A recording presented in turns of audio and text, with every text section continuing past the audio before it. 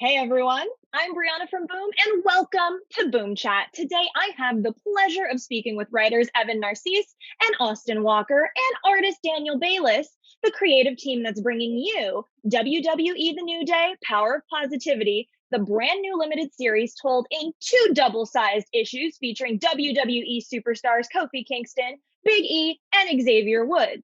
Kingston, Woods, and Big E have collectively won 11 tag team championships in WWE, including the longest reign in WWE history. This new series will allow fans to discover the origins and struggles of the three WWE superstars before that fateful day when they realized they were stronger together than apart. Okay, everybody. Guys, this story is so much fun. It is so beautiful. The colors are amazing. What excited each of you the most about working on this series? Evan, why don't we start with you? For me, it was a chance to dig into my own relationship with professional wrestling as like a promotion, as a fiction, right? As a type of performance, and as a type of performance of blackness. Like for me, growing up and watching wrestling, you always saw black wrestlers who like were heavily premised on these really embarrassing stereotypes, right? There was like Kamala, the Ugandan witch doctor, who was really some dude from like I think South Carolina or Georgia, um, and I didn't feel represented when I was watching wrestling, and digging to that feeling is a large part of where this book came from. That's beautiful. Thank you. Because like now we get to see like black excellence and we get to see it on Yeah. paper. And you guys really dug into that and really showed it. And I'm so excited for readers and fans to take a look at this. I'm going to go with Daniel. I want to know what excited you about working on this project. Well, for me, it was the chance to work on these characters that are so colorful and so fun. So to take that to the page, it was like something I was looking for. So That's great. Austin, Yeah, jump in here. What excited you about this project? so much excited me about the project. Working with Daniel and Evan, obviously, you seeing our words come to life on the page with such great, bright color and detail and character. Everyone is looks so good on the page, and there are these great emotional beats that Daniel's work just like absolutely nails. But in terms of the writing and the storytelling, I would say there's kind of two things. The first is that figuring out how to represent who Kofi Woods and E are on the page, how to bring out their personalities, how to bring out the ways in which they'd been kind of boxed in, but then broke out of that box. And then building on that, and more personally, this is a story about three black dudes who, and anyone who's marginalized knows this feeling, not just black men, who know that they have something special and are being told, hey, we don't see what's quite so special about you. Let me tell you what might be special about you. Let me tell you what how you should sell yourself or how you should package yourself. Let me tell you why what you're doing is working or isn't working. And it's about them taking control of that and trying to both navigate all of the pressure that comes in when you're trying to make a name for yourself or find your niche in the world, all the pressures that come in that try to take control of you, and then not just pushing back on that, but spinning it around and using that pressure as a way to get leverage yourself and tell your own story and take control of your own narrative. And so being able to tell a story like that right now feels really empowering as a writer to be able to tell that story. So I hope that readers get some of that also. Oh, when I read it, I definitely got that. I was like, this is so great. I was like, they're doing it themselves. They're going to be awesome. And I'm rooting for them. So honestly, like, thank all of you. I'm thanking all of you for making this and like putting this out there so we get to see literally some positivity in a world where like we're not getting a lot of that right now. I really appreciate that about this story. So my next question is kind of sort of related to that. I know we've been chatting a little earlier and we talked about whether or not some of you are wrestling fans, but why don't we tell the folks at home who's watching, who was anybody a wrestling fan before working on this project, or did this project make you dive into the world of wrestling even more? And I'm going to go with Daniel. Why don't we start with you? Well, I was a fan of Mexican wrestling, as I told you earlier, and the New Day actually brought me back to the WWE when I made a few work for Boom. So that's where I came back to wrestling, to American wrestling. Awesome. All right, Austin, were you a fan of wrestling before this, maybe? Yeah, definitely. You know, I grew up watching WWE and had even recently been kind of back in the. I'm gonna start this over one more time. Definitely, I grew up watching wrestling, and then in the last few years, I kind of picked it back up because there's so much great stuff out there right now, you know, all around the world. But doing this comic gave us an opportunity to go back through the vault and look at old matches, look at old promos, look at stuff that I may have missed when I, you know, was too busy doing some other stuff and you know didn't see every single thing. And so telling the story meant becoming even more familiar with the New Day, you know, a trio I already loved. You know, watched Kofi's incredible rise to kind of the solo championship that he got a couple of years ago, and obviously had watched their incredible title run at the time. But going into the archives is always a joy because you can kind of see how wrestling has changed over the years, and you can really see how they started strong, but where they are now is just incredible. They've done so much to develop their voices and their talents and their characters over the years. And so being able to do both of those things, be like, oh yeah, I think I know about the New Day pretty well. I think I know what their story is. And then going back through and finding old bits of theirs that I'd missed, old, you know, character ideas that they'd done, the time machine gimmick and some other stuff that was just like, this is the big cereal box. All their really unique big moments was incredibly fun to do. All right, Evan, what about you? Yeah, I was definitely a wrestling fan before we did this project. You know, I grew up in the era when wrestling first went mainstream. So, you know, Macho Man Randy Savage, Ultimate Warrior, Andre the Giant, you know, that era, the first kind of big superstars that vaulted, you know, WWE as a promotion like into the national consciousness. And, you know, I stayed on for a couple of years after that, I'd say through the Attitude Era, you know, like I watched DX, you know, be the bad boys of the promotion, and you know, being a big Shawn Michaels fan from way back, that was fun. When we have a little tribute to that in the comic, you know, so yeah, definitely watched wrestling as a younger person, and you know, like Austin said, going back to revisit some of that stuff in the fiction of the WWE to tell the origin story of the New Day was really really fun. Well, on that note, obviously, Austin and Evan, Kofi, Big E, and Xavier are legends. You've done an amazing job showcasing how each of them became inspired to, you know, do wrestling and what their journeys were like. And since this is based on true events, I want to know what were some of the steps that you took to get information on their story? What research did you do other than going back and watching wrestling, obviously?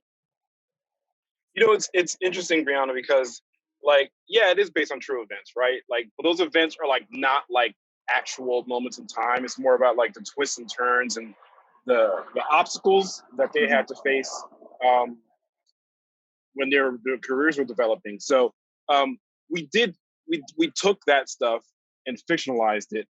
And for me, I would say one of the primary sources of figuring out what to use, how to use it was the New Days podcast. You know, like you know, Yes. early on in the first you know, I'd say 5 or 6 episodes of their podcast, they kind of detail their career development, and including the frustrations and you know the corny names that corporate tried to saddle them with, and you know their reaction to that initial like gospel praise gimmick. So hearing them talk about it in a really unfiltered way, in a really honest way, like definitely was you know great material to use. You know, and the tricky thing is, you're right, we're writing this comic, it's in a fictionalized version of how these guys came together and what they were dealing with.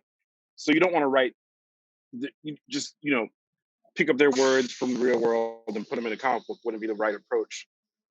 So you want to make it broader, deeper, more emotional.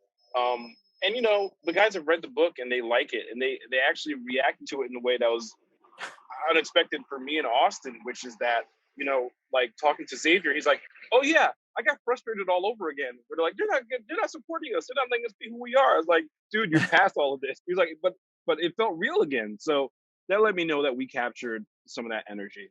That's exactly it. I think the hope for us was always to capture the energy of their origin, the way that people responded. I mean, I can say one of the things I was drawing on when thinking about the fan response was being someone who is rooting for them in 2014 when they first debuted, and knowing that they had all been really great individual talents, that they had great, athleticism in the ring. They knew how to tell a story. They knew how to cut promos, and the audience just hated them when they first came out. And the reason that they hated them was that this was a gimmick that they didn't quite sit right with themselves. They hadn't taken ownership of it the way they would eventually take ownership of it and make it theirs. They didn't have the opportunity to do that at first. And so for me, that was one element of the story, on top of the stuff that Evan just said coming from their podcasts, the way that they tell their own origin story before that. But I really wanted to capture that feeling that they knew that they had something special and they weren't being allowed to display that. And the fans reacted so poorly. I mean, every time they came out, they got booed, until they flipped it around and made booing, getting those boos, a metric of success, by encouraging people to boo with them, by leaning in and being kind of the bad guy, until that then again flipped back around, and that became so enjoyable for people to watch that they were booing them but also rooting for them, and the boos were part of the fun, which is such a huge part of what professional wrestling is. You sometimes want to root for someone to be the bad guy, for someone to be the heel, maybe not the bully, but the class clown, the person who can do the unexpected thing and kind of pull the rug out from somebody else. And that's who the New Day became in those early days. And that's kind of what shot them to superstardom.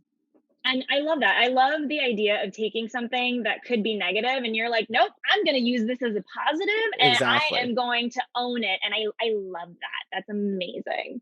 Okay, my next question is for Daniel. And so since these characters are obviously based on real people, what was the character design process like for you? Did you find it easier to create their personas and their outfits, or was it more of a challenge because these are real people? Well, the fact that there are real people makes it a little bit challenging, but I have to study a lot of photo reference for them and try to make a kind of a synthesized version of themselves, like caricature in a sort of way. Mm-hmm. And it was so fun because I had to go back and try to recreate their younger selves, because we went a little bit back in time in this book. So that was a little bit challenging, because we don't have pictures of Big E like when he was a child and all of that. Yeah. But other than that, it was easy because they are such big personas and they are expressive, and that make it easier for you as an artist to capture the essence of the person that you're drawing. So it was challenging in a little bit, but it was so easy when you get to show them in the grandeur of their presence, when they are in the ring. Sorry, please. No, can I just jump please. in for a second? Yes, absolutely. I just want to say, Daniel, one of my favorite things in this book is Evan and I, we gave you a lot of challenges, I want to say, when we decided to make one of the recurring bits, without getting into spoilers, seeing the New Day in not just in different wrestling gear, but sometimes in fantastic costumes, because someone's imagining something or playing a video game and projecting themselves into it. And you just knocked it out of the park. You just did such a good job of re-envisioning them in these fantastic costumes and different versions of themselves. And so thank you so much for bringing that vision to life. Oh, thank you, man. And Daniel, I've been telling people how much you kill this project. It's like there's so many little details that are on the page that aren't in the script, and that made me so happy. Like there's, again, trying to avoid spoilers, there's a part where the guys go to a wrestling themed restaurant and the decor is all classic wrestling promo posters and stuff, and none of that was in the script, and you put that in there, and it just makes the whole thing as a fictional construct feel so rich and deep and lived in. Like it has an existence all its own, and you can't ask for better kind of visual conceptualization than that kind of stuff. So thank you so much. Thank you, guys. I saw you get that Lucha Libre poster in that the diner. Absolutely. I was like, oh, that's Daniel for sure, 100%. Yeah, exactly. I'm so glad it's all working out. It's like y'all seem like a really, really great team, and it all worked really well together. And I'm so excited for fans to open up the pages and look at the gorgeousness and read all of the amazing words that y'all wrote. Speaking of words that y'all wrote, I have another question. I'm sorry, that was a really cheesy transition, but what are you gonna do? So when you're writing about real people and events, you touched on this a little bit earlier, but how do you really like balance creating a compelling story while still staying true to the characters that are being represented? Because you've done it really successfully in this story, but like I know you talked about, looking at listening to the podcast, but like, how did you really balance that? Like, what were like the load bearing walls that you're like, okay, these are the beats that we have to hit? I think we had, and Evan, correct me if I'm wrong here, but we had an early session where we sat down and said, who are these characters individually? What is the true thing about them? Right. With Xavier Woods, it was that this is someone who's incredibly multi-talented. He's from childhood to his success story in the ring, can do a million different things. And both from external and internally, the challenge would be trying to juggle those things and figure out which lanes to focus on, because you just can't do everything. How to work with other people. And how to work with other people. Exactly. You can't just do it yourself. You can't be everybody. You want to be with other people who can help do those other things.